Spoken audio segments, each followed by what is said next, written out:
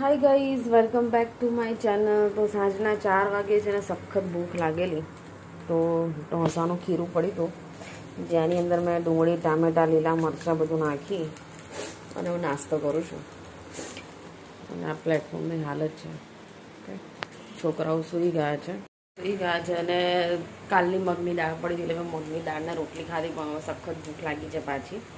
જે દિવસે રસોઈ ના બને ને એ દિવસે મને ડબલ ભૂખ લાગે.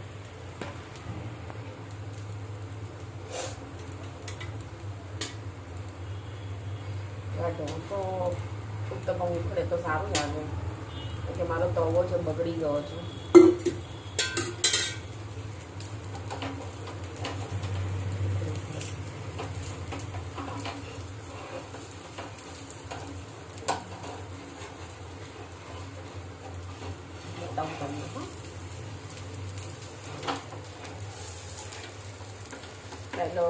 પહેલો કે ચીપકી ગયો હતો.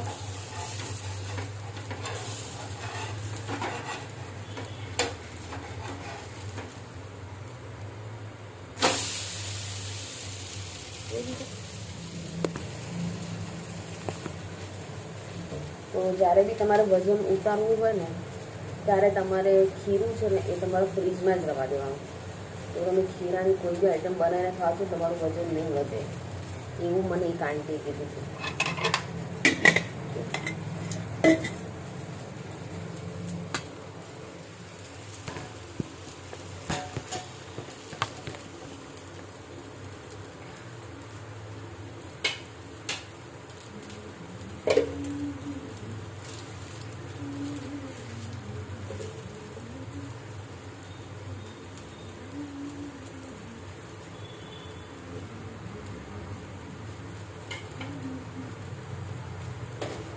હું 5 સેશ નવરી થઈશ એટલે સાંજે પાછું જમવાનું તૈયાર કરવું પડશે, કારણ કે આજે રિંકેશને સોમવાર છે બરાબર.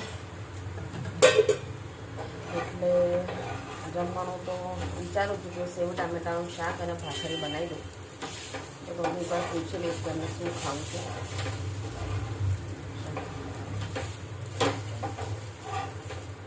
ત્યારે એવી ભૂખ લાગી છે ને મને.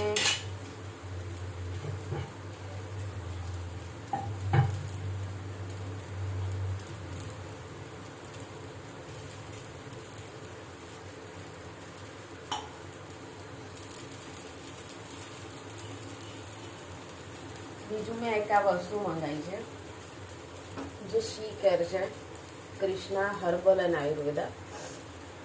જેના બી હોર્મોન્સ ચેન્જ થતા હોય, પીસીઓડી હોય, જેને જે કહેવાય પાચન શક્તિ જેનું વીક હોય અને ઊંઘ ના આવતી હોય, ડિપ્રેશનમાં રહેતા હોય, લોટ્સ ઓફ આના બધા જે કહેવાય છે ને કે એના ફાયદા છે. તો આજે સવારે મેં એકચ્યુઅલી મહિના પહેલાં મંગાવ્યું હતું, પણ હજુ મેં આજે સ્ટાર્ટ કર્યું છે. અને 550ની બોટલ આવે છે, મેં ફ્લિપકાર્ટમાંથી ઓર્ડર કરેલું. તો 30 ml છે, ગરમ પાણીમાં લેવાનું હોય છે અને રાત્રે સવારમાં તમારે ઉઠીને લેવાનું હોય છે નૈણા કોઠે, અને સાંજે જમતા પહેલાં લેવાનું છે, અડધો કલાક પહેલાં. અને ગરમ પાણીની અંદર લેવાનું 30 ml. તો મેં ટેસ્ટ કર્યો, તો ટેસ્ટમાં મને એવું લાગ્યું કે જે આપણે સૂકા આમળા ખાતા હોઈએ એનું જે એ લોકો જ્યુસ બનાવીને આપે છે, મને એવું લાગે છે ત્યાં સુધી, બિકોઝ મને ટેસ્ટ એવો આવતો હતો. તો આ એની કેપ છે, જે આખી ભરી અને લેવાની હોય છે. બધું કેટલી માટી આવી છે, હમણાં જ મેં બધું સાફ કર્યું છે. સૌથી વધારે મને એટલી ઇરિટેશન થશે.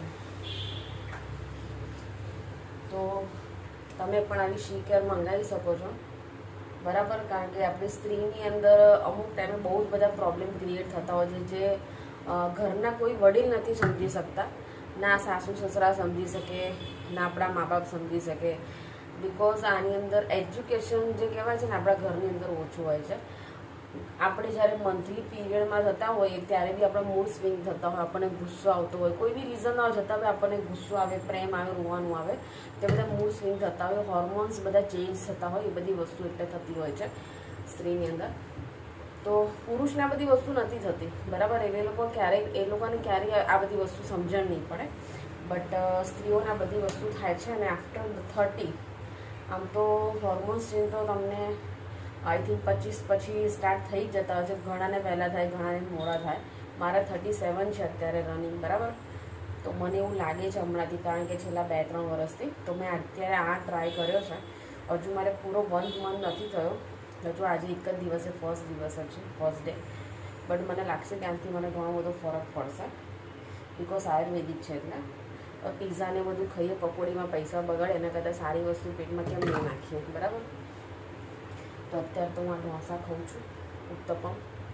યુ કેન સી થોડો બળી ગયો છે પાછળથી, પણ ચાલે.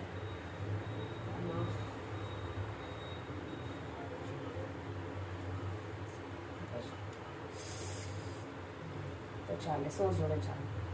ઓકે, તો તમે પણ સારું સારું બનાવીને ખાઓ અને મારી જેમ બ્લોગિંગ કરો, બરાબર છે.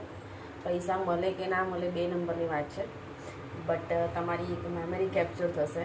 અમુક ટાઈમ પછી, અમુક જેમ જેમ તમારા દિવસો જશે ને એમ તમારી એવી સ્કિન નહીં રહે, તમારું નેચર આવું નહીં રહે, તમારી સ્પીચ આવી નથી રહેતી, તમારું બોડી આવું નથી રહેતું, બધું ચેન્જ થાય છે. તો એક ટાઈમ પછી તમે જ્યારે તમારી ચેનલ ખોલીને જોશો ત્યારે તમને એવું થશે કે હું આવી લાગતી હતી, હું આવી રીતે વાત કરતી હતી. તો તમે યુટ્યુબ પર મૂકો પહેલાં તમારા કોઈ બી વિડીયો, અગર તમે બી આવું બ્લોગિંગ કરવા માગો છો. ઇન્સ્ટાગ્રામ ને ફેસબુકમાં કદાચ તમને શરમ આવે કે ભાઈ મારા ફેમિલીવાળા મારા માટે શું વિચારશે, કારણ કે મને પણ ઘણીવાર આવે.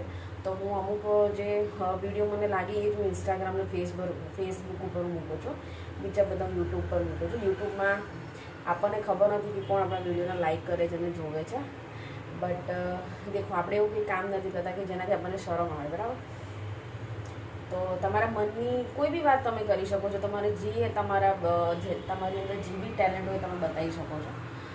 મારી અંદર બધું ટેલેન્ટ છે, બરાબર. ડાન્સિંગનું છે, કુકિંગનું છે, અને ઝઘડવાનું છે, રોવાનું, હસવાનું, બધું. બટ ડાન્સિંગનું અત્યારે નથી, કારણ કે હેવી બોડી થઈ ગયું છે. પણ એક ટાઈમ જ્યારે હું નાની હતી, વિધિ જેટલી, ત્યારે મને બહુ શોખ હતો ડાન્સનો, અને મારા જ ગુણો બધા મારા છોકરીની અંદર આવ્યા છે. અત્યારે મારા સાસરીવાળાને એવું લાગે છે કે આ વિધિ કેટલી હોશિયાર છે અને વિધિ કેટલો સરસ ડાન્સ કરે છે, પણ એકચ્યુઅલી અંદર એની ગુણ એના મા બાપના જ હોય છે. અને રિંકેશમાં તો એ વસ્તુ છે નહીં ડાન્સ બાન્સનું, બરાબર. ઓબ્વિયસલી મારા જ છે, મારા છોકરાઓની અંદર. તો ભલે મારા બધા સપના અધૂરા રહી ગયા છે, બટ હું ભગવાનને પ્રાર્થના કરું છું કે મારા બંને છોકરાઓના સપના પૂરા થાય, બરાબર. એટલે અત્યારે તો આપણે ખાઈશું. ચલો, બ્લોગ અહીંયા એન્ડ કરું, મળીએ કાલે. બ્લોગ ગમતો તો લાઈક, શેર, સબસ્ક્રાઈબ કરવાનું ના ભૂલતા.